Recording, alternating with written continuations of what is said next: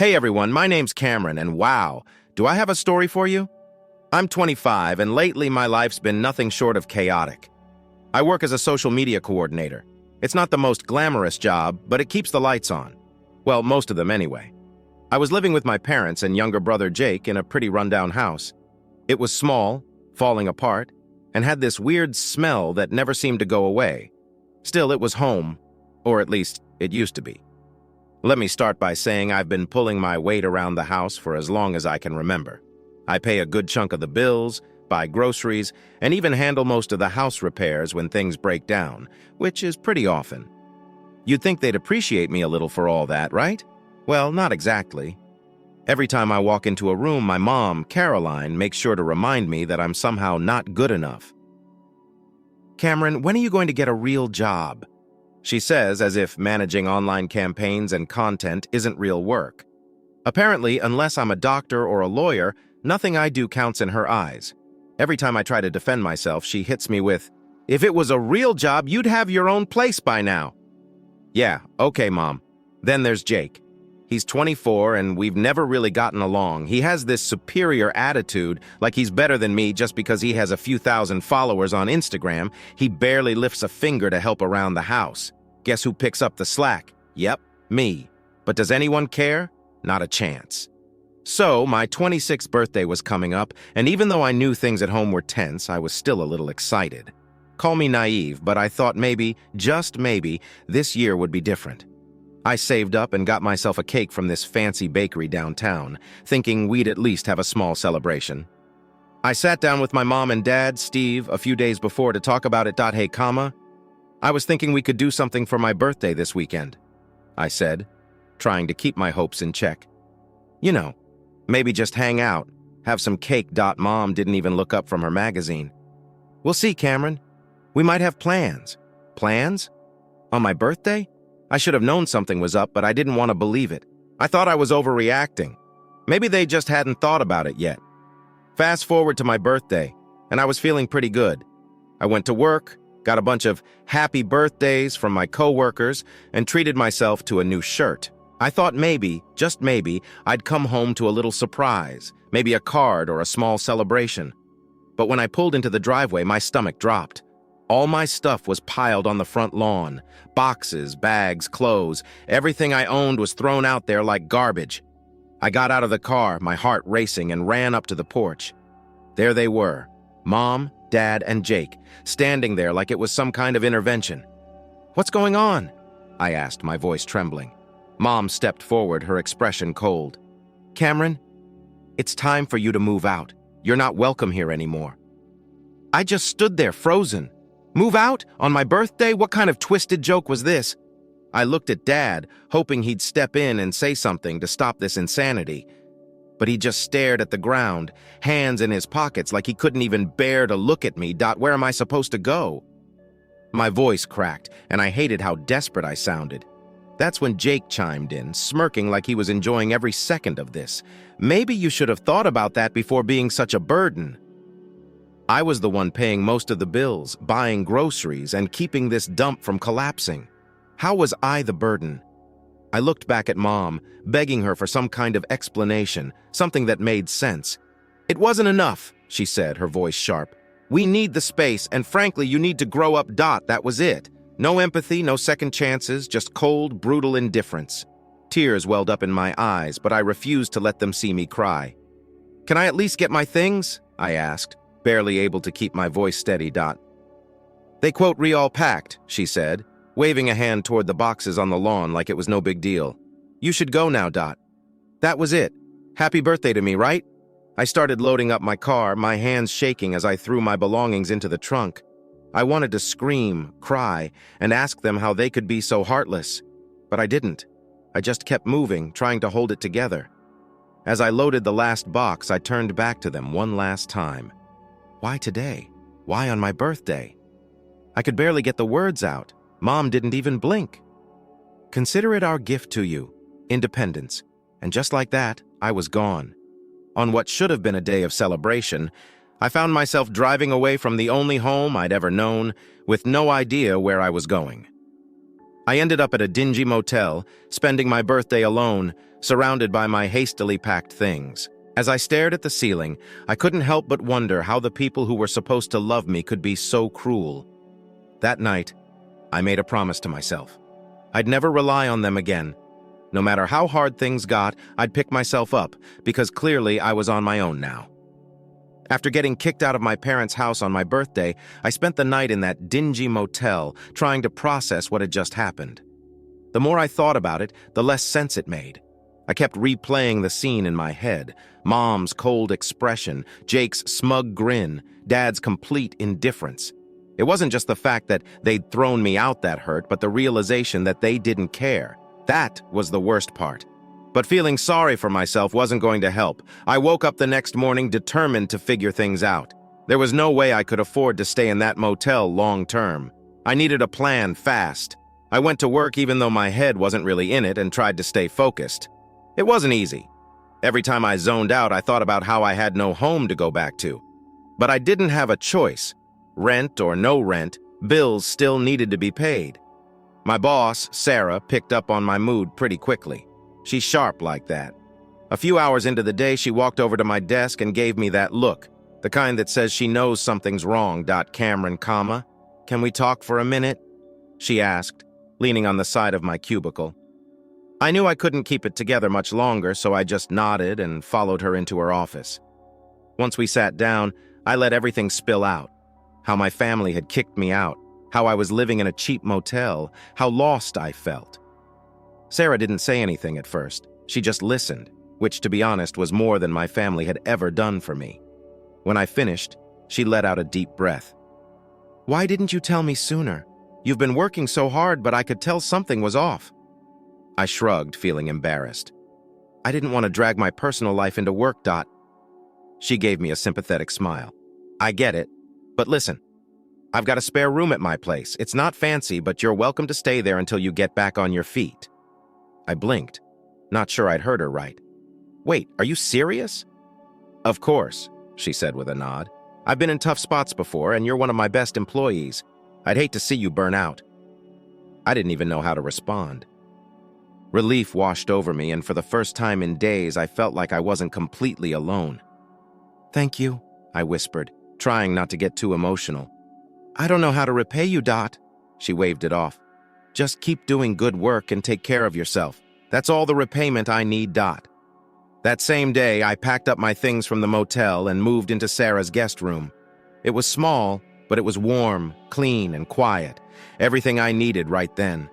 I felt better just knowing I had a roof over my head that didn't involve worrying about when I'd be kicked out again. That first night in her guest room, I sat on the bed, staring at the ceiling. The shock was wearing off, but the pain was still there. I kept wondering how my own family could treat me like that. No matter how hard I tried to make sense of it, it didn't add up, but I didn't let myself get stuck in that place. I made a promise to myself that I wouldn't look back. I had to focus on my future, on building something for myself without relying on anyone but me. The next few weeks were tough, but I threw myself into my work as a way to distract myself. Sarah didn't ease up on me either. She pushed me harder, giving me more responsibilities, but honestly, I appreciated it. It kept me busy and stopped me from dwelling on the mess my family had left me in. I also started taking on more freelance gigs, working late nights to save up money. If I wanted to get my own place, I needed to hustle. There were nights where I'd sit at my laptop until the early morning, exhausted but determined. It was hard not to think about my family during those long hours. Part of me kept hoping they'd call or apologize. I knew it was dumb, but there was this small, hopeful part of me that wanted them to realize how badly they'd messed up. But the days passed, and I heard nothing. No calls, no texts, just complete silence. My best friend Leo was a lifesaver during that time. We'd been friends since high school, and even though we didn't live in the same city anymore, we stayed in touch. When I told him what happened, he was pissed. "I can't believe they did that to you," he said during one of our calls. "You're better off without them, man, He was right, but it still stung. "Yeah, I know. I just gotta keep pushing forward, Hey, you know what would really piss them off?" Leo said, trying to lighten the mood. "You're becoming crazy successful and rubbing it in their faces." I laughed, even though the thought stuck with me.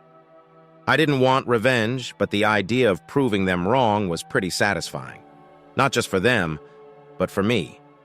I needed to prove to myself that I could make it on my own and that I didn't need them. That became my motivation.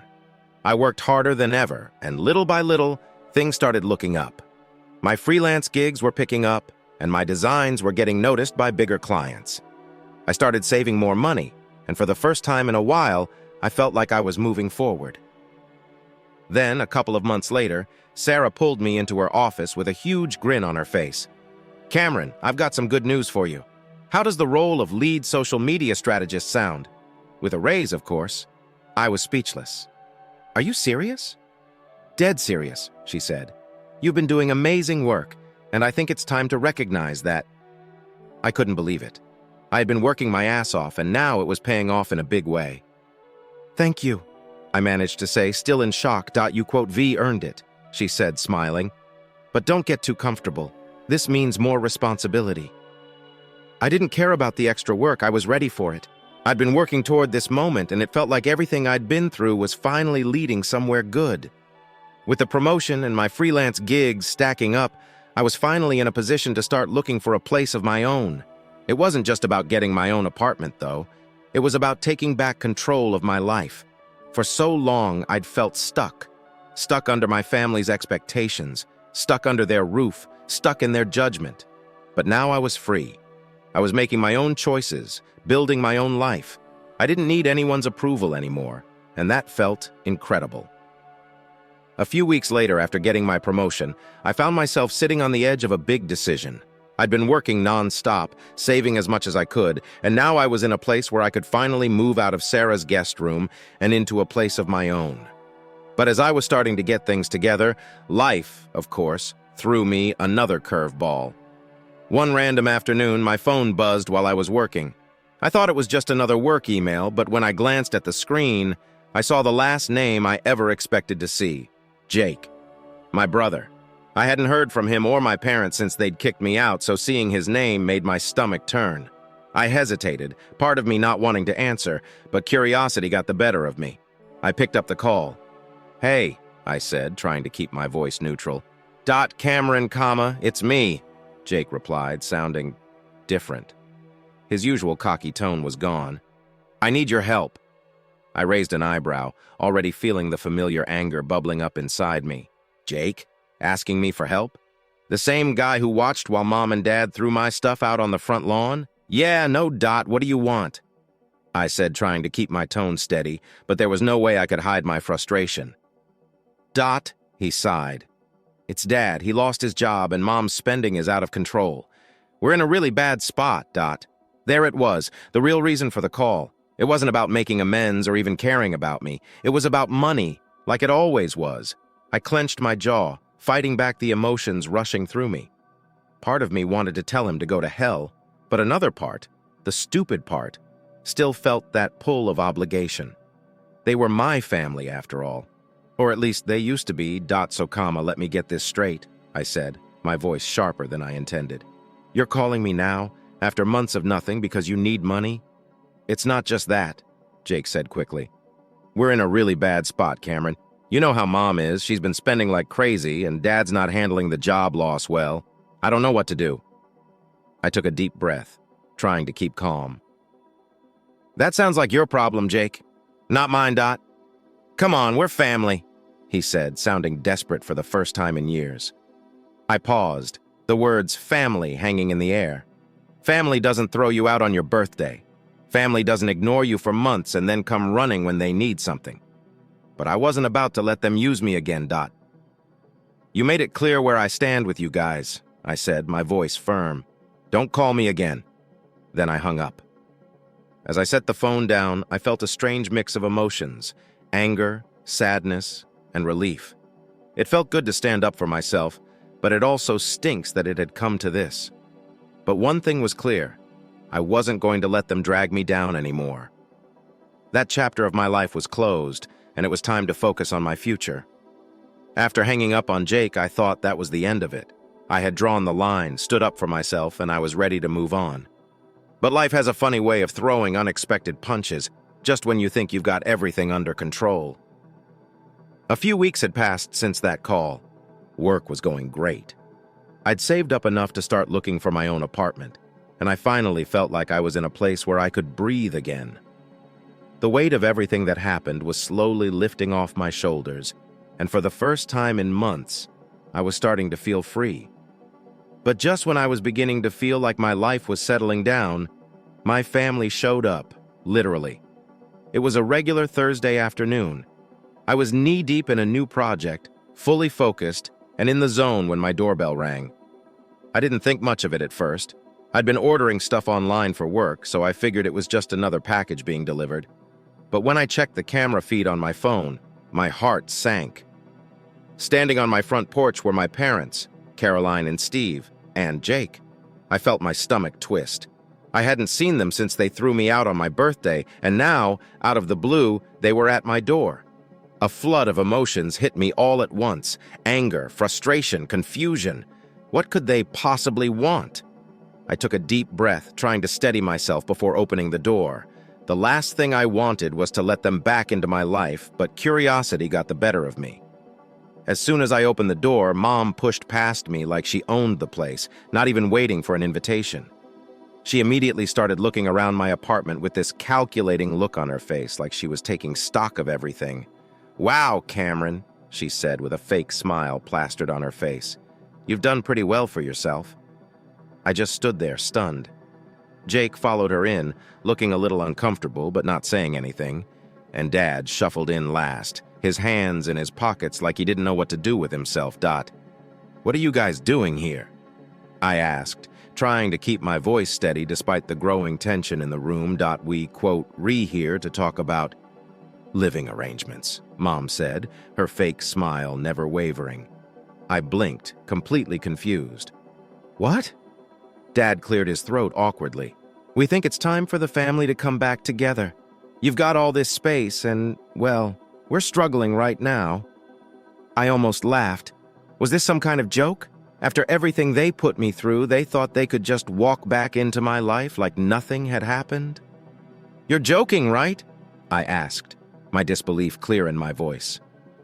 Mom's smile faded as she crossed her arms, looking at me like I was the one being unreasonable. "No, Cameron. We've discussed it, and we think it's time we all live together again." I just stared at her, completely speechless. "After you kicked me out on my birthday, after months of silence, you show up here and want to live with me?" Jake, who had been quiet up until now, chimed in with his usual smug tone. "Come on, Cameron, stop being dramatic.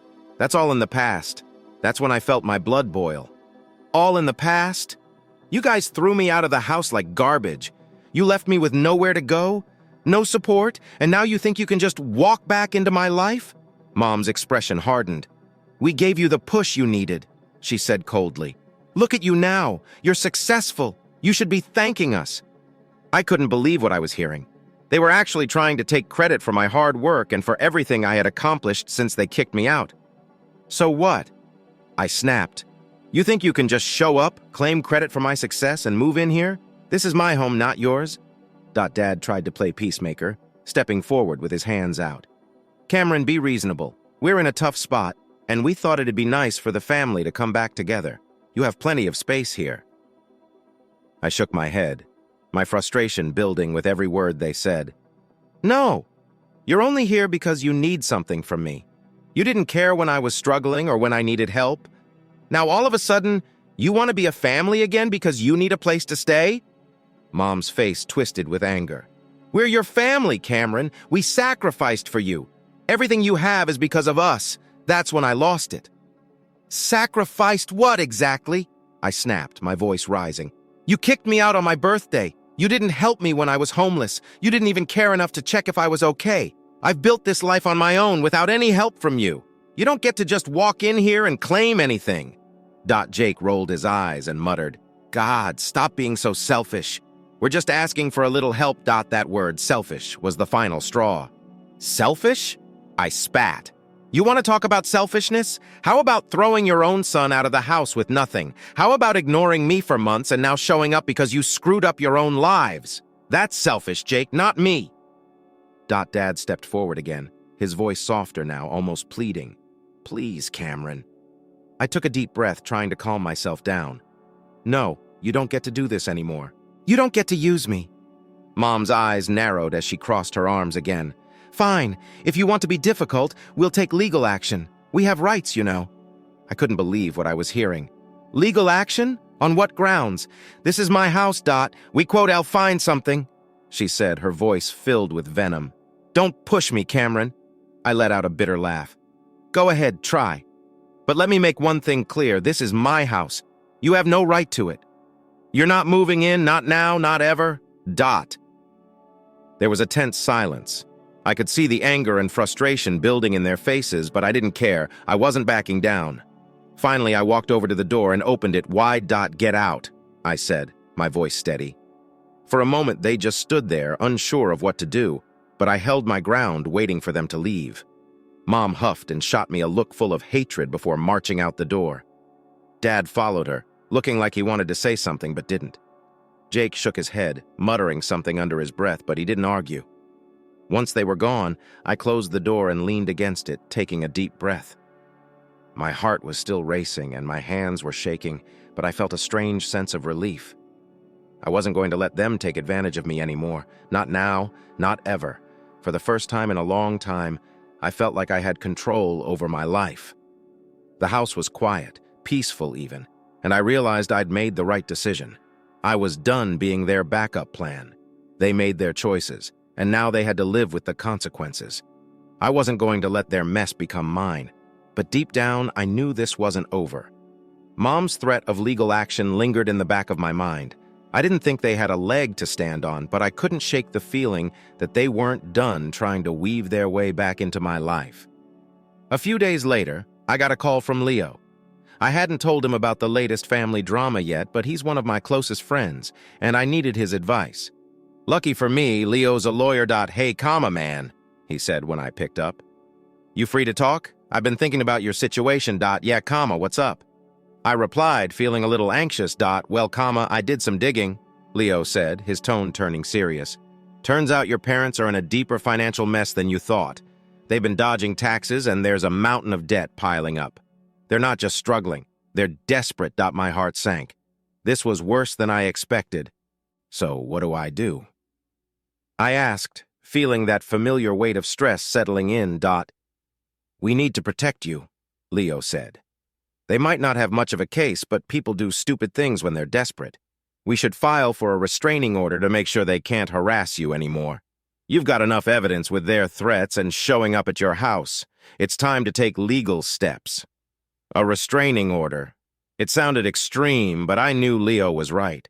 My family had already shown they didn't respect my boundaries, and if they were desperate enough to keep pushing, I needed to protect myself. I quote, I'll do it, I said, feeling a sense of resolve. Leon walked me through the process, and within a few days, we had everything in motion. It wasn't just about keeping them away from my house. It was about drawing a line once, and filing the restraining order against my family felt like a huge step, one I never thought I'd have to take. But after everything they put me through, it was the only way to protect myself from their manipulation. I didn't want to live in constant fear that they'd show up again, trying to claim what wasn't theirs. The restraining order was about more than just keeping them away physically. It was about setting boundaries, something I should have done a long time ago. Leo was right. People do desperate things when they're cornered, and my family was no exception. As the legal process moved forward, I started getting weird messages from mutual acquaintances, people who knew my parents but hadn't spoken to me in years. The messages were vague at first, but then it became clear. My family was spreading lies about me. They were telling anyone who would listen that I had abandoned them when they needed me most, that I was ungrateful and selfish after everything they'd done for me. It was laughable, really. The same people who had kicked me out on my birthday, leaving me homeless, were now playing the victim card. The more I thought about it, the angrier I got. I had worked so hard to rebuild my life, to find stability, and now they were trying to tear it all down by turning people against me. I called Leo to vent. What should I do? I asked, frustration boiling in my voice. They're spreading lies and people are starting to believe them. Honestly? Don't engage with it, Leo said calmly. They're banking on you reacting, trying to defend yourself. That's exactly what they want. But you don't owe anyone an explanation. We'll handle this in court if it comes to that. But for now, focus on yourself. You've got nothing to worry about, Dot. It was hard taking his advice. My first instinct was to tell everyone the truth, to make sure people knew what had really happened. But the more I thought about it, the more I realized Leo was right. I didn't owe anyone anything. The truth was on my side, and that was enough. I wasn't going to let their lies derail me. As the weeks passed, the legal proceedings moved forward. Leo was a beast in court. He made sure everything was airtight, and when the restraining order was finalized, I felt this overwhelming sense of relief. My family couldn't come near me, and if they tried to pull any more stunts, they'd be in serious legal trouble. It was a huge weight off my shoulders, knowing that they couldn't reach me anymore. But that wasn't the end of their problems. Remember how Leo mentioned they were in financial trouble? Well, it turned out things were even worse than we thought. After some more digging, Leo found out that my parents had been dodging taxes for years. They'd been hiding money and falsifying documents, and now the IRS was on their tail. It was almost poetic, really. The mess they had made for themselves was finally catching up to them. As much as I wanted to feel bad for them, I couldn't. They had brought this on themselves. They made their choices, and now they had to live with the consequences. I wasn't going to be their safety net anymore. I wasn't going to save them from the mess they'd created. One evening, after everything had settled down, I sat in my apartment staring out the window. It was quiet and peaceful, and for the first time in a long time, I felt a sense of closure. I had spent so long feeling trapped by my family's expectations, by their manipulation, by the guilt they had used to control me. And now, for the first time, I felt free. I had drawn the line, stood my ground, and protected myself. I had chosen my own path. Later that night, Leo called to check in on me. "How are you holding up?" He asked Dot. I quote, "am good," I said, and for the first time I truly meant it. "It's been a crazy ride, but I'm good, Dot." "You did the right thing, Cameron," Leo said. "They made their choices and you made yours. Don't let them make you feel guilty for protecting yourself." I smiled to myself. Leo was right.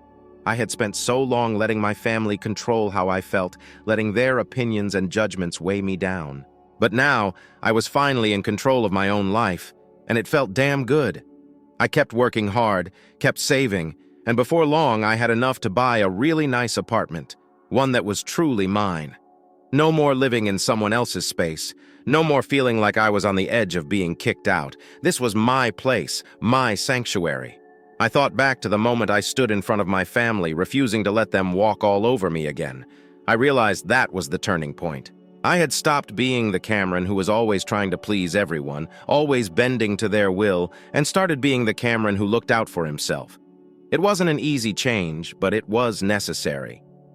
After I settled into my new apartment, the weird messages and rumors from people who knew my family slowly started to fade.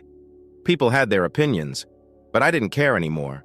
I knew the truth, and I had people in my life, like Leo, who had my back. That was enough for me. Months went by, and things just kept getting better. My career was thriving. I was more financially stable than I'd ever been, and I was finally living life on my own terms. I had learned that I didn't need my family's approval or support to succeed. In fact, cutting them out of my life was the best thing I could have done for myself. Looking back, I still couldn't believe how far I'd come. From being thrown out on my birthday, lost and confused, to building a life that was entirely my own, I had proven to myself that I was stronger than I ever realized. And honestly, it felt amazing. One day, while sitting on my couch, I got a message from Leo. "Proud of you, man. You've come a long way." I smiled at my phone, feeling a sense of pride in myself that I hadn't felt in a long time. I had come a long way. I had faced down my family, stood up for myself, and built something real, something solid. And I had done it all without relying on them. I realized then that I didn't need to hold on to any of the anger or resentment anymore. I was free. Free from their control, free from their manipulation, and free to live my life the way I wanted. And that freedom? It was the best thing I'd ever given myself. That chapter of my life, the one where I let my family's actions define me, that was over. I had moved on, I had grown stronger, and most importantly, I had found peace. Finally, story 2. After my parents spent my wedding money on my twin sister, am I the jerk for severing our relationship? I'm going to lay everything out here since I'm 23 F. I've had this rivalry with my twin sister Allison for as long as I can remember. In my case, it wasn't just between us, but I suppose that's normal for siblings. My parents seemed to be pressuring us into it without even realizing it. Allison has always been given special treatment by them, and I was simply present. We're twins, after all. Do we not deserve equal treatment? However, no, Allison has been their golden child since day one. The problem is this: it's all because she's 12 minutes my senior. Yes, you heard correctly, 12 minutes. Apparently, that's all it takes to be the favorite. It was always about her when I was growing up. The miracle baby was Allison, the one incapable of wrongdoing.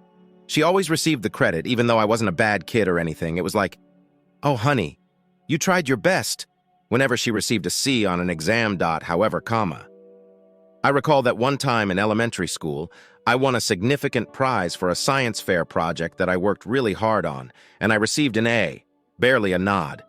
I stayed up late and created this whole lava and smoke volcano, all right? It was baking soda and vinegar, but you get the point. And when I showed my parents the ribbon, they were like, "That's nice, but Allison had a tough day, Can we talk about this later? I didn't even bother showing them awards after that. The worst part is, they didn't even hide it. They acted like it was normal to treat us so differently. My dad used to joke about how Allison was their firstborn. And even though we're twins, that 12 minutes somehow made her the older sister. It drove me nuts. I remember getting so frustrated when we were kids. I would scream at them, asking why they treated her like she was special and ignored me. My mom would just brush it off like I was being overly sensitive, and Allison would just smirk. The dynamic stuck all through high school, too. I threw myself into academics, sports, extracurriculars, anything to get their attention. I figured if I could just outshine Allison, maybe they'd finally notice me. I was top in my class, joined every group I could, and even played varsity soccer. I wasn't some lazy, but no matter what I did, it was never enough. Meanwhile, Allison didn't even try. She was one of those individuals who just coasted through life doing the bare minimum, but always getting by on charm. She knew how to make others feel sorry for her, and it worked. She'd do that poor me act, and soon everyone was rallying around her, telling her how fantastic she was. Meanwhile, I was busting my ass and receiving nothing. One Thanksgiving, when I was like 16, my drunk uncle let it slip that my parents didn't really plan on having twins. They only wanted one baby, and when they found out they were getting two, they freaked out. Apparently, my mom was apprehensive about how they'd handle two infants, and my dad, being my dad, just shrugged and said, "We'll work it out." But somehow in their thinking, sorting things out meant just giving one of us all the attention. That one was, of course, Allison. I was seated at the dinner table, and when my uncle said that, it seemed like everything clicked.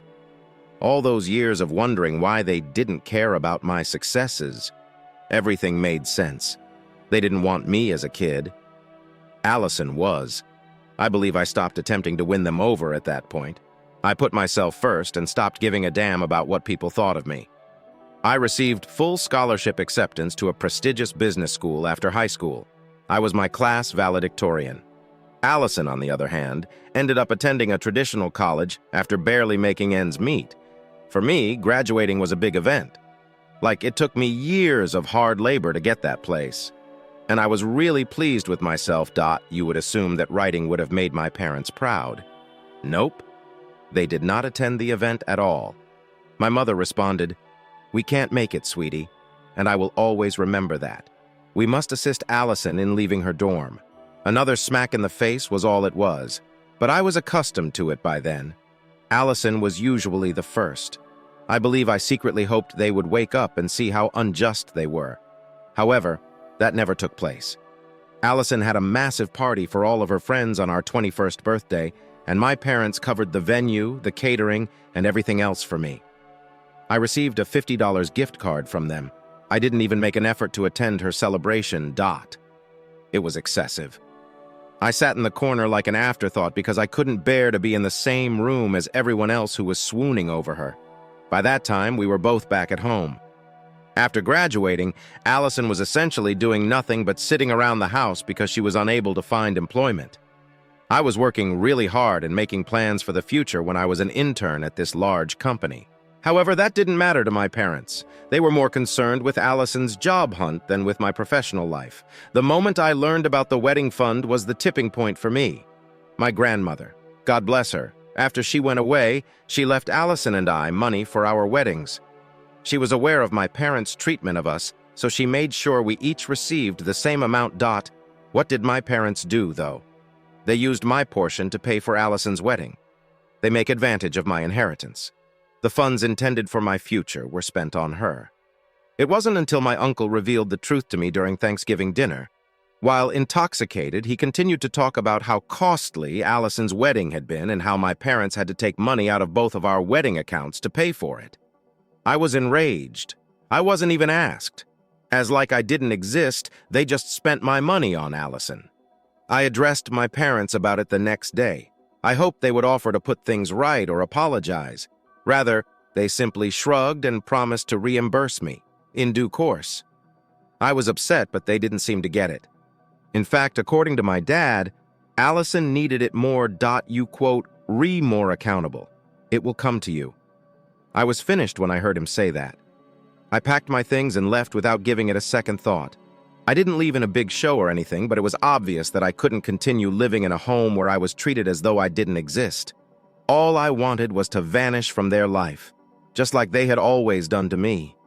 I had waited so long in the hopes that they would see what they were doing, but it was clear that they would not. I had to get on with my life. I can still clearly recall the day I left. As I sat there looking at my room's walls, I wondered how things had become so horrible. I started stuffing clothing into this old high school luggage of mine. I just took what was absolutely necessary. The amusing thing is that nobody took attention. Downstairs, my parents were presumably discussing Allison or some other topic. They could have thought I was just heading out for the day, but I'm not sure. However, nobody inquired about my destination. Nothing. They were still in there as I packed everything and walked out. Not a clue. I was glad, but it also felt strange, like I was slinking out. I had lost my anger. I'm simply fed up with everything. I'm sick of being overlooked. I'm sick of acting like everything was okay when it wasn't. I was eager to get rid of them, with all the associated baggage and the ongoing partiality. Initially, I had no clear plan. I was fortunate to have some close friends who were open to letting me stay at their house for a bit. I knew it wouldn't last long, but it wasn't ideal. I wasn't too concerned about sorting things out because the internship I was completing at the time had hinted at providing me a full-time employment. I was aware that I would ultimately fall to my seat, and to be honest, I couldn't say that much about Allison. In fact, it was refreshing to live with friends. I hadn't felt important in a long time, but they made me feel that way. After work, we would get together, watch movies, and eat. Everything I should have done with my family, but didn't. I suppose I became aware of how dysfunctional my parents' relationship had been when I was surrounded by individuals who genuinely cared. One evening, when we were relaxing on the couch after ordering pizza, one of my friends inquired about my parents. I hadn't actually discussed the matter much. I had touched on the fundamentals, such as how I wasn't close to them, but I hadn't elaborated. I wasn't prepared to sort through the mess with Allison, the wedding fund, and all the other things that had happened before I left. However, everything just kind of exploded that evening. I told them everything, how Allison had always been given preference by my parents, how they had used my wedding funds to buy her, and how they hadn't even bothered to check up on me when I moved out. I became more and more aware of how severely it had impacted me as I spoke. My buddies were taken aback. They were astounded by how obvious the bias was. "Man, it's no wonder you left," one of them remarked. "It's screwed up." I also felt validated when I heard someone else say it out, as if I wasn't being too sensitive or overreacting. The best course of action for me was to leave because the situation was messed up. Things began to improve after I stayed with my friends for a few weeks. I was able to finally afford my own place after my internship offered me the full-time job I had been hoping for. The apartment was small. It was mine. Nothing special. Given that I had earned it entirely on my own, I was particularly proud of it. No assistance from my parents, no handouts. Just me putting in the effort and seeing it through. One of the happiest days of my life was the day I moved into my new apartment. I recall thinking, this is it, as I stood in the empty living room and gazed at the blank walls. This is what I did. After everything that had transpired with my family, it felt like a new beginning. In a long time, for the first time. I had hope. I quickly got used to my new life. My work was going well, and I felt like I was finally in charge of my own destiny. No more vying for attention with Allison. I'm done worrying about my parents' opinions of me. All I was doing was living my life as I saw fit. And it was a great relief, to be honest. I did, of course, occasionally think about my family. I wasn't entirely callous. If they ever gave me any thought, I'd wonder how they were doing. However, each time I was about to answer the phone, I stopped myself. Why would it matter? I wasn't prepared to return to the status quo because I knew they hadn't changed. Not after all that they had done to me. My birthday then arrived. My first birthday since moving out was that day, and I kind of hoped they would reach out just a small portion. They might give you a call. Perhaps they would at last acknowledge their error and attempt to correct it. However, the only call I received from them on that day was regarding a plumbing problem at home. They didn't even send me birthday greetings. That's when it finally hit me, I suppose. They were indifferent. Not about me. Not about the ordeal I had endured with them. I was merely someone who could assist them in solving their problems. I had only ever been that. Never someone they truly cared about, but someone they could depend on when it was convenient for them.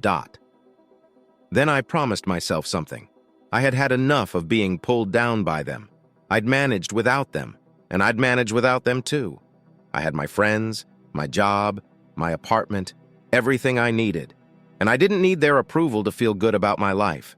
I was better off without them. After a couple of months in my new apartment, things were finally falling into place. I was getting used to living on my own and work was going well. I was still in that stage where every little thing felt like an achievement. Paying bills, furnishing my place, just having my own space to come back to at the end of the day. It wasn't the fanciest place, but it was mine. For once, I felt in control of my life. I hadn't spoken to my parents since I left. It wasn't like I was avoiding them, but I also wasn't going out of my way to reconnect either. They hadn't reached out, so I figured they were fine with things being the way they were. Honestly, I didn't miss them. Not really. Sure, there were moments where I'd wonder how they were doing or if they thought about me. But it wasn't like I was sitting around waiting for a call from them, and then one day I got the call. Except it wasn't from them, it was from my uncle. I hadn't heard from him in years. So when I saw his name flash up on my phone, I almost didn't respond. But curiosity got the better of me and I picked up. "Hey, it's Uncle Greg," he started, his voice a bit unsteady. I could tell immediately away something was awry. He's normally the sort of man who's constantly happy, even when things aren't going great. "I need to talk to you about your parents." My stomach sank. I didn't sure what to anticipate, but I knew it wasn't going to be good. "What's going on?" Trying to speak steadily, I asked. "He said that they had been in an accident, a quite poor one. The hospital is where they are." I froze, sort of. I was at a loss for words. At first I assumed they were all right. They must have been all right. However, he continued to speak, completing the information I hadn't yet requested. Evidently, a truck struck their vehicle as they were returning from an event. My dad was very ill, and my mom was seriously injured. No one had informed me that they had been in the hospital for a few days. Until recently. No one had considered calling me. He replied, his voice calmer now, I believe. "They wanted me to let you know. They want to see you, I believe." That left me unsure of how to feel. After all this time, my parents wanted to visit me even though we hadn't spoken in years. I wasn't comfortable with it. However, I couldn't get rid of the thought that perhaps this was it. Perhaps now was the time for a change. Perhaps they wanted to make things right after realizing how messed up they had been. However, that seemed too simple, too easy. Uncle Greg informed me that Allison had been there when I inquired whether she had. She had apparently appeared once, but left quickly.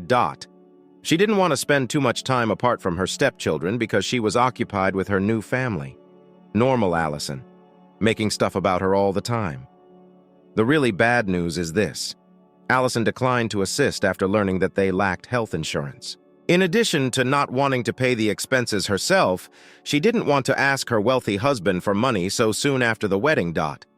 My parents were therefore in a difficult situation. They were contacting me to pay for their medical bills because they had neither insurance or money. I became increasingly irate the more Uncle Greg said. This was the first time my parents had attempted to get in touch with me in 2 years, and it wasn't to apologize or make apologies, so it wasn't like I wished them any harm. They did it because they were in need of cash. They had the gall to ask me for assistance after all they had done, including wasting my wedding money, neglecting me, and giving Allison preference. I was at a loss for words. It made me feel bad to even consider saying no. They were my parents after all. However, I couldn't just let go of all that had transpired. They needed me to jump in and save them when things went wrong, even though they hadn't cared about me in years. I'm at a loss on what to do. At last, I said that it wasn't a lie. Actually, I had no idea. Uncle Greg was silent for a while before continuing. I understand, he responded. I am aware that your relationship with your parents has not always been smooth, but they are currently going through a difficult time. Just give it some thought. I promised him I would. However, I felt as though I had been sucker punched the moment I hung up. It seemed like they had a way of drawing me back into their mess no matter how far I had gone or how far I had separated from them. I didn't want to be the villain in this situation, but I also didn't want to be the one they exclusively came to in times of need. For the days that follow. Regarding what to do, I wavered. Shall I assist them? Should I go to the hospital to see them? Was this a test of some sort? Or was their desperation truly so great? It was difficult for me to imagine myself in their position. Would they have assisted me if it had been the other way around? I wasn't really certain. At first, I kept the call a secret from everyone. I didn't want my friends to think I was being heartless, and it felt too difficult to explain. What type of daughter, after an accident, declines to assist her parents? However, what sort of parents would neglect their child for years before contacting them when they want financial assistance? I didn't tell anyone what was going on until a few days later, when one of my friends discovered that I was missing. She inquired about how things were doing as we were catching up at my apartment after work. She didn't let it go, so I guess I wasn't too good at masking my worry. I informed her of the accident, Uncle Greg's call, and my parents' request that I pay for their medical expenses. After I finished, she added, "Honestly, I don't think you owe them anything." She listened patiently. I felt better when I heard someone else say it out, but it didn't make the choice any simpler. But she was correct. I owed them nothing after what they had done to me. Nevertheless, I felt as though I was balancing doing what was right with what was best for myself. Furthermore, I had no idea which side I would end being on. For the following 3 days, I felt as though I was moving through a fog. My mind kept swinging back and forth between whether or not I should assist them. They also don't merit my assistance. It was taxing, and I made the decision to leave it feeling like the bad guy no matter what. I hadn't requested to be pulled back into their lives, so it was annoying that I found myself at the center of it all once more. I told myself over and over again that I owed them nothing. Allison was purchased with my wedding funds. Unless they were in need of anything, they hardly recognized me. Because they were in a difficult situation, why should I intervene right away and save the day, as if they had never done it for me before? That tiny voice at the back of my mind wouldn't stop talking, though. They are your parents, though. I felt bad for even thinking about saying no, it murmured. I was plagued by that guilt for days. I couldn't stop wondering how others would perceive me if they were aware of the whole situation. For example, who would allow their parents to suffer following a vehicle accident? However, it was problematic since I was aware of the whole story. I finally came to the conclusion that I needed to quit tormenting myself. I didn't want to continue to drag this out. Regardless, I had to make a choice in order to get out of this state of uncertainty. And after much debate, I ultimately decided that I would not assist them. It may sound harsh, but after giving it some serious thought, I understood that this had nothing to do with the accident, the medical expenses, or anything else. It has to do with the years of partiality. They acted as though I didn't exist unless they were in need of anything. I wouldn't have heard from them again if they hadn't been in that automobile accident, and they only sought out now because they were desperate. And for me, that was the clincher. I experienced a strange sensation of relief after making my choice, as if a burden had been removed.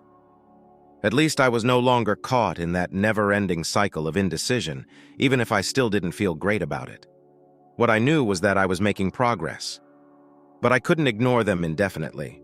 I couldn't keep avoiding their calls because they had been texting and phoning constantly. I took a seat one evening after work and prepared myself for what was about to happen. I decided it was time to inform them of my position. I considered sending them a text, but it seemed too impersonal. When my mother answered, I made the decision to call. She had obviously been anticipating this call. She sounded strained, as if she was attempting to control her emotions, but was unable to conceal her distress. She got right into it, describing the dire situation and the urgent need for assistance. I simply nodded in agreement and sometimes said, "Uh-huh," allowing her to speak for a while. However, I had already made up my mind. I said, "Mom, I'm sorry you're going through this, but I can't help with the bills." After she finally stopped to catch her breath, on the other end of the line, there was a prolonged period of stillness. I knew she was attempting to hold back since I could sense the tension over the phone. Then she lost her temper. "You can't help? What do you mean? Your folks are where? You cannot simply abandon us in this manner," she yelled. For a moment, I thought she may cry as her voice cracked, but she simply continued to roar. I made an effort to clarify. I told her that I didn't feel like I owed them anything after all that had transpired between us and all the years of being disregarded and ignored. They never cared about my issues, so I informed her that I wasn't supposed to solve theirs. That was not warmly received. "You lack gratitude." She gave a hiss. "Following everything that we have done for you, how do you pay us back?" I couldn't contain my laughter. "I appreciate all you've done for me, Mom." "Similar to what?" "Allison was purchased with my wedding funds, acting as though I didn't exist. Unless you were looking for anything that truly triggered her." She began yelling that they had no other option, that Allison was in more need of the money, and that they always prioritized their children.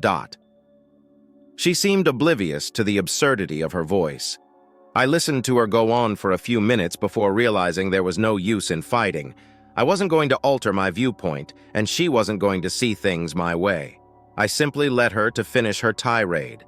When she eventually lost her temper, I apologized, "Mom," but I was unable to assist her. I hung up after saying that. After the call ended, I just sat there looking at my phone for a long time. A strange mixture of relief, remorse, and resentment washed over me. It was strange. On the one hand, I was certain that I had made the best choice for myself. However, I still felt as though I had severed my own ties to my own family. Had they ever truly been my family, though? The ramifications quickly began to occur. Almost instantly, my mother phoned me back, but I didn't pick up. She said in her lengthy, meandering message that I was unappreciative and that I was abandoning them while they were in need. The typical things. I didn't even listen to the entire thing before deleting it. It wasn't shocking that my dad didn't call. Apart from the occasional complaint that I ought to be more like Allison, Dad didn't say much anyhow. I suppose he assumed my mother would take care of things as usual. Uncle Greg then started sending SMS. I suppose he was attempting to mediate the situation by advising me to change my mind. That I would eventually regret this choice and that family is vital. Although I was grateful for his care, nothing changed. I refused to give in. After that, I banned their numbers. I didn't require the incessant drama and guilt-tripping. I wasn't going to allow them to drag me back into their mess. I had my own life to live. Uncle Greg would just keep trying if I didn't block him, even if I felt awful about it. Although he had good intentions, he had no idea what it was like to grow up in that household and constantly be the backup plan. That was it. I had already made up my mind and was following it. About a week had passed since I called my folks and formally severed our relationship. Following that discussion with my mother. Although I anticipated significant blowback, the situation was really quieter than I had anticipated. For the first time in what seemed like an eternity, I hadn't heard from them directly since blocking their numbers. That steady weight on my chest was gone. I took a deep breath. Don't trip over your guilt. No coercion, just tranquility. I was beginning to feel as though I could finally go on. The work was going smoothly. For once, I was taking care of myself and I had my place organized. Naturally, though, that was short-lived. I heard a knock on my door one evening as I was in my living room finishing off some work-related emails. The majority of my buddies knew to text before coming over because I wasn't expecting anyone. When I opened the door, I saw her, but I thought it may be a delivery or something. Allison. I wasn't very excited to see her, and I hadn't seen her since I moved out. Right now. She appeared different, yet polished, as if she had just stepped out of a magazine. Her hair was styled flawlessly. She carried herself in such a manner, and her clothing was costly. She had always done so, as if she were the center of the universe. Despite the external alterations, I was able to identify the person in front of me. She smiled as if we were old acquaintances and said, "Hey!" At first, I remained silent. After all that had transpired, I was too stunned to even comprehend why she was standing there. Allison was the last person I thought would arrive at my door. Despite my curiosity, I refrained from slamming the door in her face. I moved aside to allow her entry, despite the fact that I felt bad about the direction things was taking. As she entered, she seemed to be examining the space and comparing it to her opulent life with her wealthy husband. I was indifferent. I didn't feel guilty about my possessions. Unlike her, I earned it through hard work and didn't depend on anybody else. She remained silent for a few uncomfortable seconds before speaking. As if to startle me, she replied, "I wanted to talk to you about Mom and Dad. She wanted to discuss them, of course. Why else would she suddenly appear? However, rather of diving right in, she began by discussing her life. How wonderful everything was for her. Her husband, her stepchildren. Even though she was meant to be there for a somber occasion, she seemed compelled to boast about how well things were going for her. I nodded along as I stood there listening, but I wasn't really listening. I had already planned 2 steps ahead. I waited for her to finish speaking. I was aware of this. Allison wasn't here purely out of altruism. She was never. Finally, after what seemed like an eternity, she spoke. "You know, Mom and Dad are still having a lot of trouble. They require assistance since they have been in a lot of discomfort." I simply gazed at her. What she intended me to say was unclear to me. When she walked up at my home and threw some guilt at me, did she think I was going to alter my mind? It irritated me even more, if anything. "They don't require my assistance," I said, trying to sound as composed as I could. "They are related to other people. Why don't they ask them for assistance?" Allison gave me a look that suggested I was the one acting irrationally. "You are aware of their nature. They are unwilling to seek assistance from others." That's when I understood the true significance of this. It was more than simply our parents. Neither did Allison want to deal with them. She wanted to transfer the burden to someone else, which is why she came to me. Me? Normal. I was already asked. Trying not to lose my temper, I told them no. Allison's expression shifted. She stared at me as if I had just spoken something awful, and her grin vanished. "No, you told them parents are present and in the hospital. You just said no." Even though I could feel my fury building, I didn't want to let her witness my outburst. "Yes, Allison." "No," I told them. "After years of neglecting me, after everything they've done to me, they only made contact because they were in need of money. I owe them nothing at all. She seemed to open her mouth to argue, but I interrupted her before she could say anything. "Allison, you don't understand. They've always liked you the most. Everything has always been handed to you except for me. Everything I had to fight for. They believe they can simply come to me and I will take care of their problems now that they are in them. No comma. It doesn't operate that way." Allison only stared at me as if she was incredulous at what she was hearing. I was done playing that game, but I suppose she wasn't accustomed to my advocating for myself. They need you, which is why I came here. At last, her voice became calmer. "There is no one else for them." I gave a headshake. "Do they have you? Their favorite is you. They've always put you first. Why don't you assist them then?" Allison's expression changed to one of bitterness at that moment. I now have a family of my own. I can't keep bouncing between them, my spouse, and my stepchildren. I have obligations. It was there. The true motive for her visit. It had nothing to do with supporting our parents. Making sure she didn't have to do it herself was the goal. I didn't even need to consider my response.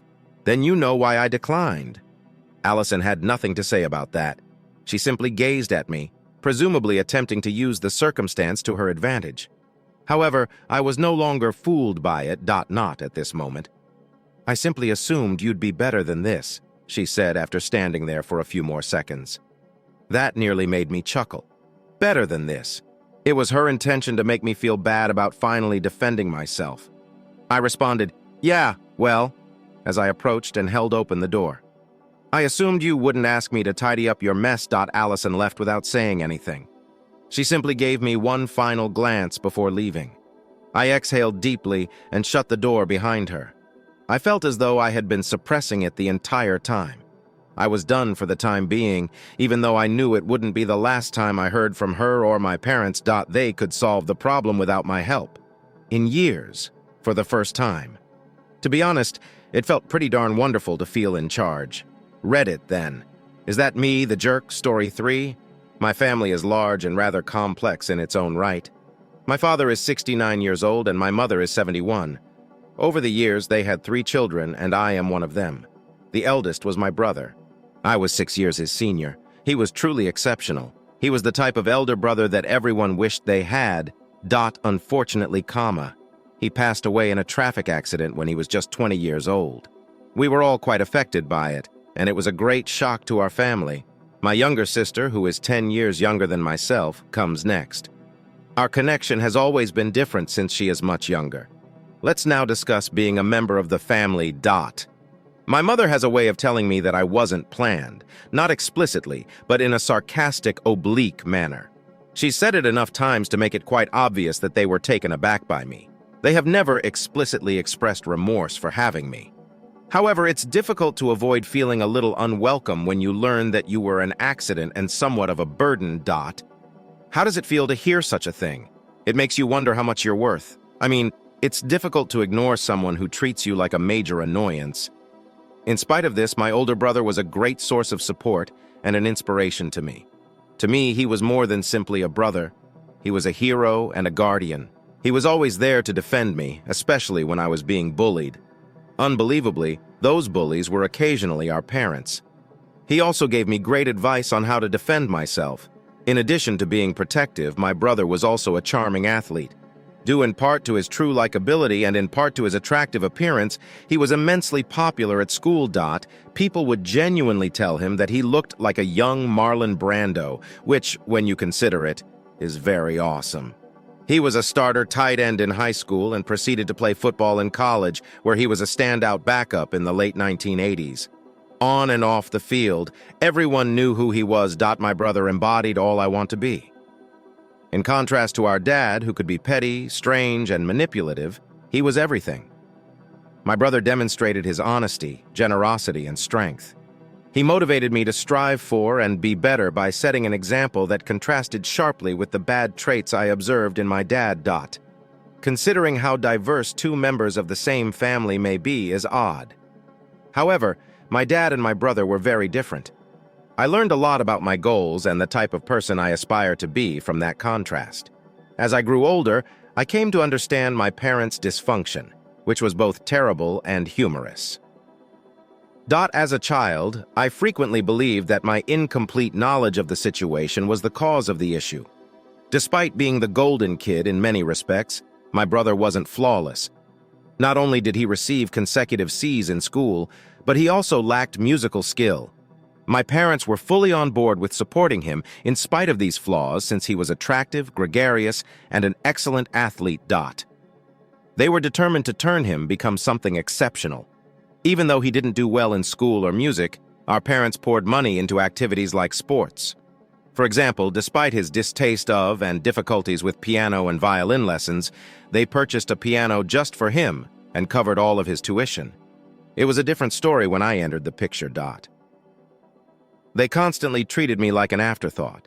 It was obvious that they preferred him because they just thought he was more valuable, not because of age disparities. However, my brother was not like our parents. He truly cared about me and was kind. They bought me the piano when I was 10 years old since I had a natural talent for it. When he realized this, he really made an effort to persuade our parents to give me the money from his music lessons, because I was talented and he wasn't. Regretfully, they never pursued it and never paid for my music lessons. In spite of their choice, I pursued my musical career as an adult on my own. I now play the piano for enjoyment on a part-time basis at a nearby pub. In order to make me feel appreciated and acknowledged, my brother would use his own money to pamper me on my birthday after noticing that our parents didn't worry as much over my as they did over his. His behavior significantly changed my life by demonstrating to me that, despite what our parents may have said, I did matter. I felt like my position in the family shrank even more when my sister was born while I was in the 5th grade. I was no longer the middle child all of a sudden. While my parents continued to favor my elder brother and spoil her, I became the family's preferred babysitter. Like Jan Brady, I felt much more ignored and relegated to the background. In an attempt to finally get some of their attention, I responded by throwing myself into becoming an overachiever. However, I never received the approval I so desperately wanted from my parents. My brother's future was also very important to my parents. He obtained a partial athletic scholarship, which covered all the additional expenses, and they went all out for his college education. But then something terrible happened. One evening, my brother was struck by an intoxicated driver at a crosswalk while he was out jogging. We were all devastated by his passing. Both my parents and I were devastated. But I found it even more difficult because of the way they dealt with their loss. They constantly hinted that I would never be able to fill my brother's shoes, venting their grief and rage on me. It was an obvious message. I was viewed as inferior to my brother. They would frequently imply that they wished I had died instead of him if one of us had to. These are not merely the resentful thoughts of an adult in retrospect. It was like this. Years of counseling have been necessary for me to reflect on these incidents with composure and reason, realizing that my parents' treatment of me stemmed from their personal problems rather than my intrinsic value. Maturing into a teenager, I felt like I didn't belong, especially in my own family, because I was a little overweight and shorter than many of my peers. When people were constantly comparing my appearance to that of my brother, who was noticeably tall and athletic, it was difficult to feel good about myself. My father frequently brought up these distinctions in a way that was painfully dismissive rather than merely observant. "Your brother was 6'3" when he was your age," he would say. I somehow failed, as if to emphasize that both literally and metaphorically. He seemed to be expecting me to magically reshape myself to fit the mold of the son he wanted. My dad says I must have picked the wrong genes, so I remember laughingly considering telling my legs to grow. Ironically, he gave me the genes I needed when I started thinking about going to college. It became very clear how my parents' support for me differed from that for my brother. Throughout high school, my academic accomplishments, which were objectively impressive, seemed to take a back seat to theirs. I consistently received flawless grades and won multiple honors in the fields of science and engineering. I had a genuine enthusiasm for. Yet despite these accolades, my parents offered no financial support or even words of encouragement when it came to my higher education. They didn't offer to help with tuition or living expenses, nor did they show up to celebrate my achievements at award ceremonies. The only school event they attended was my graduation, and even that felt as if they were fulfilling an obligation rather than celebrating an achievement.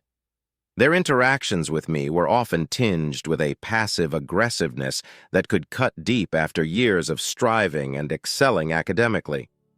Their only remark about my high school graduation was to point out that I was the salutatorian, not the valedictorian. This statement felt like a harsh punch, demeaning all my hard work and effort. It was terribly irritating to continuously feel that no matter how great I did, it was never quite good enough for them. Despite this lack of assistance, I pursued my studies fiercely. In college, I continued to get high marks, a credit to my tenacity and persistence. My scholastic accomplishment was a source of personal satisfaction and confirmation that I could succeed, even without their financial backing or moral support. This path through academics was mine alone, formed by my efforts and successes, and it taught me a vital lesson about self-reliance and the value of believing in oneself despite external validation or the lack thereof. By the time I reached the end of high school, it was brutally evident that my presence wasn't exactly valued by my parents. Despite this, I had succeeded academically and was offered multiple full-ride scholarships both inside and beyond my home state. When I stated a desire to seek a scholarship that would send me across the nation, my parents' response was depressing, uncaring. There were no appeals for me to stay nearer, no indications of missing me, just a simple shrug. So, feeling unappreciated and desiring change, I decided to go away and start over in a town I christened Effort and Blue Town. While attending college, I worked part-time at a Rite Aid pharmacy to support my scholarships, majoring in aeronautical engineering and minoring in physics. Despite the physical and emotional distance, I tried to retain some connection by visiting my parents on holidays. However, these visits merely reinforced the idea that I was as insignificant to them as ever. A turning point in my life came when I enrolled in graduate school on yet another full scholarship. I stopped phoning them because I felt it was time to break things up completely. It was evident how little effort they were putting out, nor did they get in touch with me. After all these years, I have established a prosperous career in my sector of love, aerospace.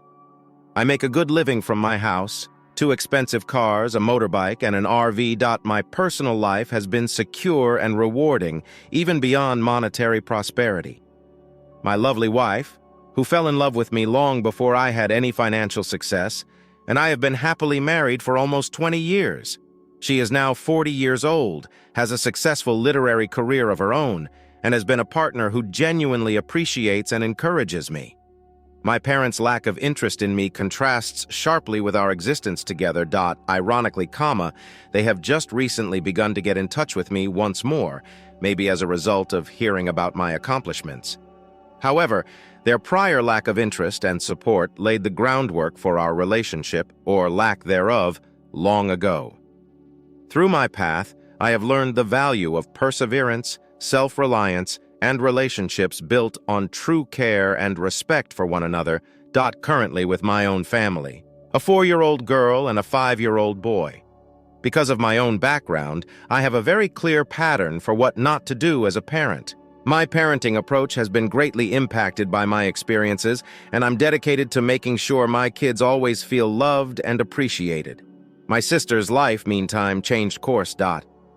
At the age of 19, she got married to someone I suspected wasn't a good fit for her, a guy who appeared to be both a user and a loser.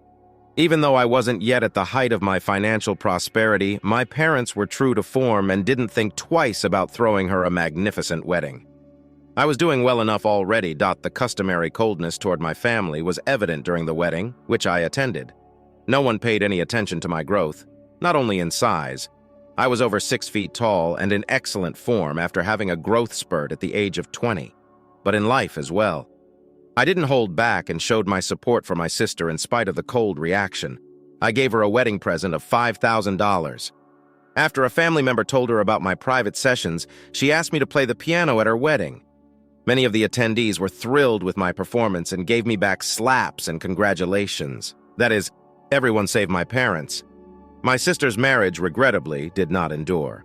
After harshly realizing that her husband was, in fact, the loser and user I had assumed, she filed for divorce 2 years ago. She now has to cope with the fallout, which includes fighting to get her ex-husband to pay child support for her 6-year-old daughter, who says he doesn't have any money. My sister and I took different routes, which has only brought attention to the differences in our upbringing. It has strengthened my resolve to make sure my kids never experience the same level of maltreatment that I suffered. Rather, kids will know they are loved and supported no matter what. My family is undoubtedly going through a difficult moment. Our dad paid for my sister's degree in modern art, but she hasn't been able to find employment with it, so she has returned to live with our parents. As she's attempting to decide what to do next, she's thinking of returning to school since she thinks she needs a second degree or more abilities to get a good job. Suddenly, My parents can recall my phone number, Although they haven't stated it directly, it appears that they have spent all of their funds on treating her and their own taste for extravagant holidays.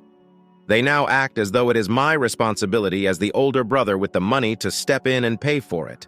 My mother argues that since my sister is in dire need of financial assistance, it would be kind of me to volunteer to cover her tuition. Additionally, I was reportedly absent from her early years. I moved away early. And to make matters worse, she's complaining that it's a pity I don't visit more now that she and her father are becoming older. It's completely gaslighting that they can't see why I'm conceited and don't visit them much. Dad has been remarkably silent during this entire ordeal. His silence makes me think that he is aware of the true score. They are aware of their past treatment of me, thus their current request may not be reasonable. It is difficult to know how to react to this. I have to consider if lending a hand would actually benefit my sister and perhaps repair our connection, or if it would only serve to legitimize my parents' actions. Also critical for me to think about the boundaries I must uphold for my own mental health. Amid their machinations and aspirations, it was a devastating shock to hear from my father that my brother was embarrassed of me shortly after we lost him. It went against everything my brother himself had specifically promised me just before he died. He loved me, felt no one could harm me while he was watching over me, and that he would always be there for me. My brother's influence continues to guide me in my life, even after all the years have passed and I've put distance between us. His affection and support motivate me to work hard and achieve, standing in sharp contrast to my dad's negativity, who never stops disappointing me with his cruel remarks and actions. I'm conflicted right now since my parents are pressuring me to pay for my sister's additional schooling. Despite the fact that my sister and I have never had a particularly strained relationship, she has inherited some of our parents' less desirable characteristics, such as narcissism, which further complicates the choice to provide financial support. I can contribute because I'm in a good financial situation. However, a part of me feels reluctant to give them credit for the way they have all treated me throughout the years. Furthermore, when my own children approach college age, I must think about their futures and the potential for unanticipated financial difficulties, such as the chance of losing my work, which may completely alter my life. Am most concerned about my niece. She is around my kid's age, and I can't bear the idea of her going through hardship because she isn't getting enough help. Striking a fine balance between safeguarding my own family's future and well-being and preventing her from becoming embroiled in the consequences of the tense family relationships is necessary. There are other considerations besides money when deciding whether to provide financial assistance. Also an emotional and moral one. It's about establishing limits while yet taking care of gullible family members. It's about determining what's best for my immediate families and my own long-term health and happiness. What conditions should I set for my money offer? Do I even need to provide any? If not, how else can I be of assistance? Before the revision, let's talk about the comments. Although it is unfortunate for your sister and her daughter, your sister's poor life decisions are to blame for their predicament. It is not your responsibility to solve their problems. I have a suspicion that it won't end with this money, therefore you need to establish a limit. It's probably going to be your sister's college. She then requires funds for her own house. Your parents will then need something as they age and begin to suffer. Of course, if you don't want to pay for it, you're a bad son. The list goes on and on. Even though you've created an amazing life for yourself, you are not exactly a billionaire, and you have 2 kids of your own to raise. Prioritize taking care of your own wife and kids. I eventually came up with a plan that felt right after weeks of deliberation. Rather than giving my sister a second degree directly, I made the decision to put my niece's needs first. This strategy would offer real assistance without perpetuating the pattern of reliance I had observed in my sister and parents. To explain my choice, I held a family meeting. I clarified that I was willing to establish a college fund for my niece, even if I didn't feel comfortable paying for my sister's additional schooling. I wanted to make sure that the next generation had chances free from any restrictions. I was surprised by my parents' response, which was a combination of understanding and disappointment. Although they had anticipated for quick financial relief, they seemed to find some resonance in the thought of helping my niece. But my sister was clearly irritated, expecting more hands-on help for herself. I made sure my niece would have a sizable money to draw from for her schooling when the time came by setting up a savings account that would increase over time. In an effort to give her the direction and encouragement that might have been lacking from my own upbringing, I also offered to mentor her. My family had a range of responses. My parents reluctantly accepted my terms after realizing that this was the highest level of support they could anticipate from me. Despite feeling betrayed, my sister reluctantly agreed to the arrangement because she had no other choice. As we got to know one another, I started talking to my niece about her hobbies and possible career choices, which ended up being a rewarding experience for both of us. I had to adjust to this new family dynamic.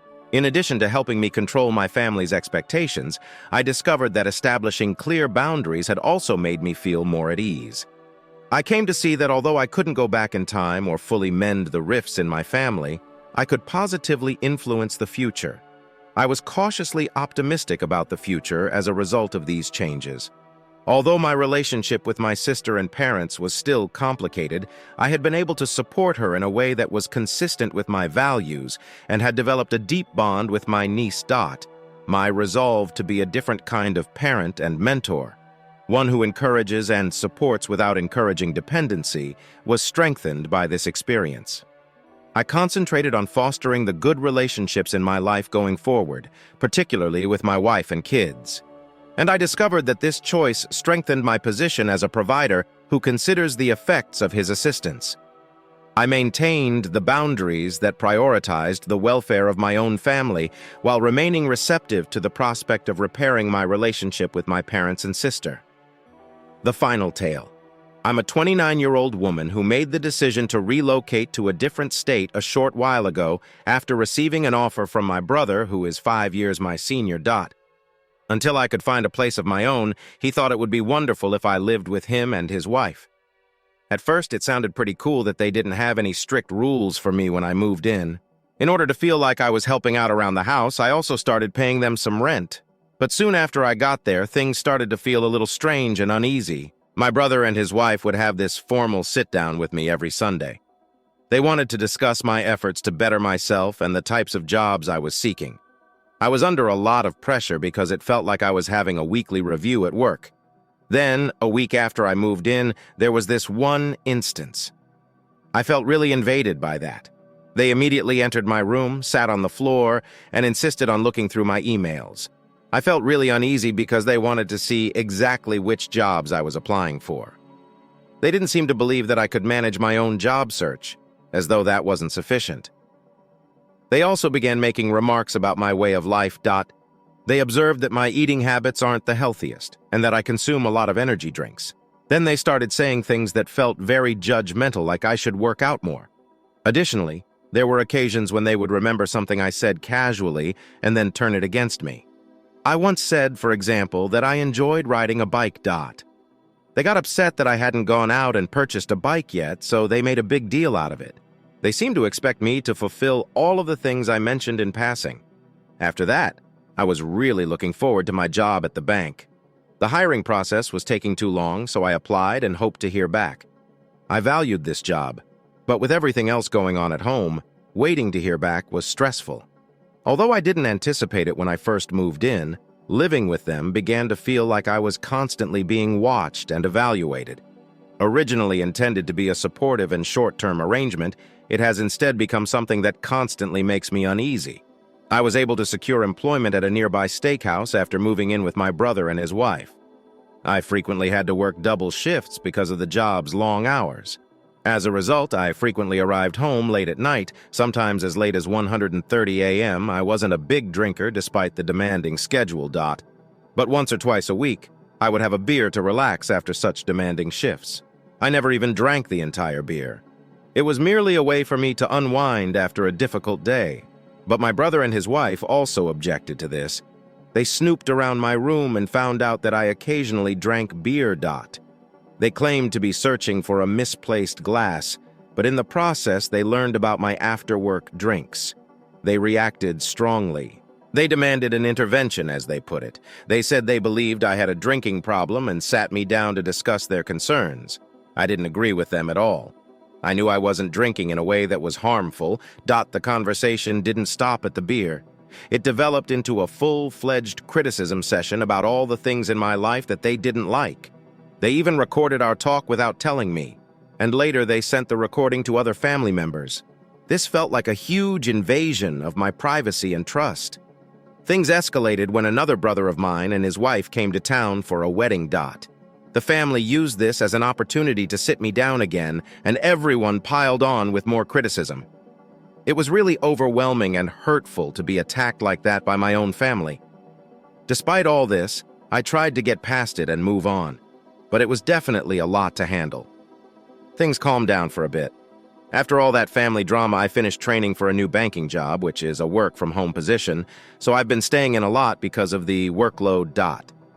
This job pays better, which is great because my boyfriend and I were already planning to move in together by the end of the year. He lives an hour away, and because I've been so busy, I hadn't seen him for a couple of weeks. Yesterday was a big day for me. It was not only Thanksgiving, but also my birthday. My boyfriend came over to celebrate with me. He picked me up from my place and we went out to grab some food and just enjoy the day together. We decided to have a low-key celebration, just the two of us watching videos on my phone while eating ice cream. We were having such a good time that I didn't notice my phone battery was running low until it died. My phone charger has been on the fritz, so we made a quick stop at the store to pick up a new one before heading back to my house. Once we got back, I plugged in my phone to let it charge up. We arrived at my house around 11:30 p.m. after a really nice day together. We weren't quite ready to end the night, so we stayed outside in the car talking for a bit longer. At midnight, I decided it was time to head inside. My house has one of those electronic doorknobs that you open with a PIN code. Normally, I walk to the door by myself, but this time my boyfriend came with me because he was carrying the cake he had gotten for my birthday. It was a simple but sweet end to a special day. When we got to my house, I tried to unlock the door using the electronic keypad, but my code wouldn't work. I was really confused and couldn't figure out what was wrong, so I turned on my recently charged phone to see if there was any explanation. That's when I found a bunch of texts from my brother's wife. She had texted to say that if I got home after midnight, I'd be locked out. This was a complete surprise to me because we had never talked about having a curfew and there were no rules about needing to be home by a certain time.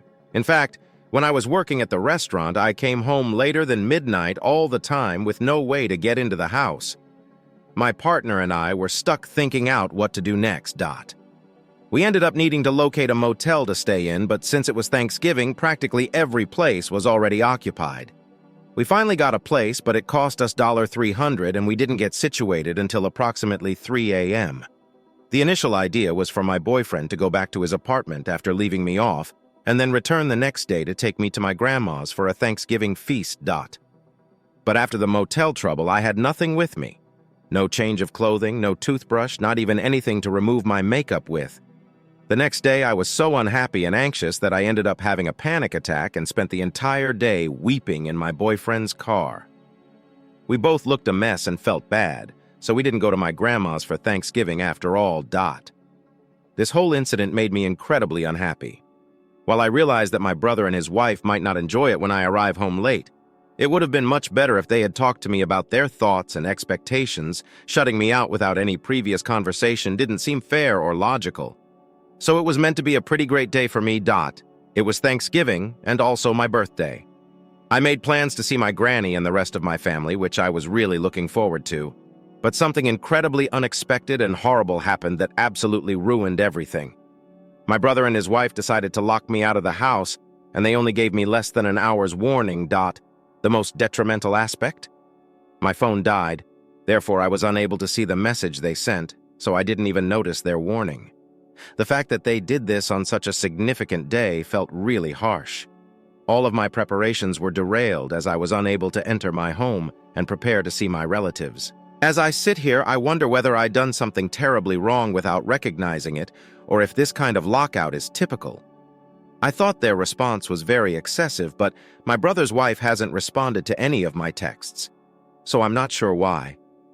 I've been sobbing all day because I've been so stressed. I'm afraid to return home now, too. I'm concerned that I could still be locked out or that they would simply resume lecturing or fighting with me even if I managed to get in.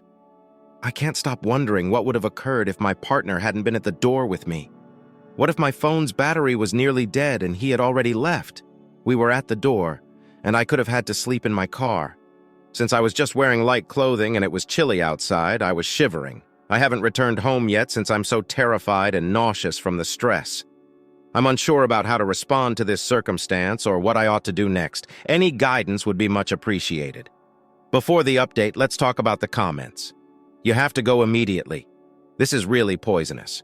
The rest of your family isn't any better than them, and they're always dominating and manipulating you. Leave on your own. After a few months, the anxiety will go away, and you won't have to worry about strangers looking through your belongings, etc. So you can move in with your partner and be confident you're not continuing to act in a poisonous or strange way out of conditioned fear.